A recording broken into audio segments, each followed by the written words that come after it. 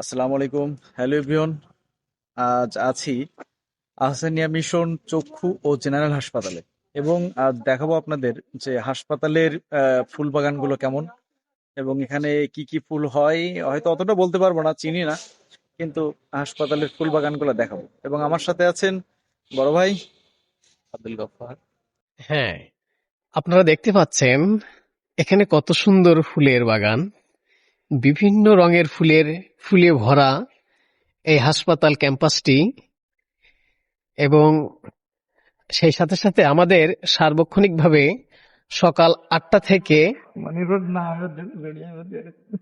বিকাল 5টা পর্যন্ত আমাদের এখানে কন্টিনিউ একজন ফুলের মালি হিসেবে কাজ করেন আমাদের মনি ভাই।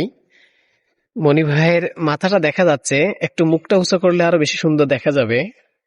দেখতে পাচ্ছেন সেই সুন্দর এই এনার হাতের ভিতরে অনেক ক্যারিশমা আছে, যে গাছটি ইনি লাগান আসলে অনেক অনেক সুন্দর ফুল ফোটে। দেখতে পাচ্ছেন যে ছোট এটা গাছগুলো একটু দেখেন, দোপাটি, এগুলো হচ্ছে এটা ফেব্রুয়ারি হচ্ছে মাসে ফুটবে। দোপাটি, এই ফুলগুলো ফেব্রুয়ারি মাসে এটা ফুটবে। হাসনা হেনা।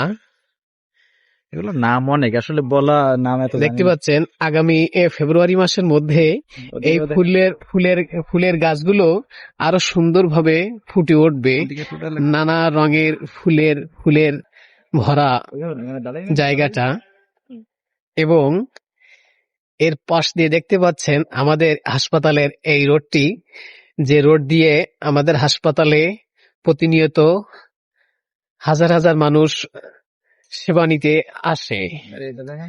এবং ডাইন সাইডে দেখতে পাচ্ছেন অসাধারণ গোলাপ, এগুলো সব পুরাটাই অসাধারণ। গোলাপ বাগান। হ্যাঁ, হ্যাঁ, এটা গোলাপ বাগান। এটা হচ্ছে ডালিয়া গোলাপ। সারা বছর এই গোলাপগুলোর খুবই নিপুণভাবে পরিচর্যা করা হয়, আর এই সময়ে এই ফুলগুলো ফুটতে থাকে, পরস্পর আরো সুন্দর ফুটে উঠবে। এবং আমাদের এই চক্ষু হাসপাতাল দেখতে পাচ্ছেন, তার পাশ দিয়ে কিছু লম্বা লম্বা গাছ আছে, এবং সিঁড়ের পাশেও অনেক ফুলের গাছ আছে, এবং নলতার একটা অন্যতম সেবা কেন্দ্র। এই সেবা কেন্দ্রে অনেক দুস্থ অসহায় মানুষ সেবা নিতে আসেন দূর খুবই দূরান্ত কম মূল্যে সেবা নিতে পারে। এবং আমাদের এখানে যে সমস্ত ডাক্তাররা আছেন, তারা খুবই আন্তরিকতার সাথে এই অসহায় মানুষদের সেবা দিয়ে থাকেন, যা আসলে সাতক্ষীরার জেলার মধ্যে একটা খুবই গর্বের বিষয়। ধন্যবাদ। আসি। আসসালামু আলাইকুম।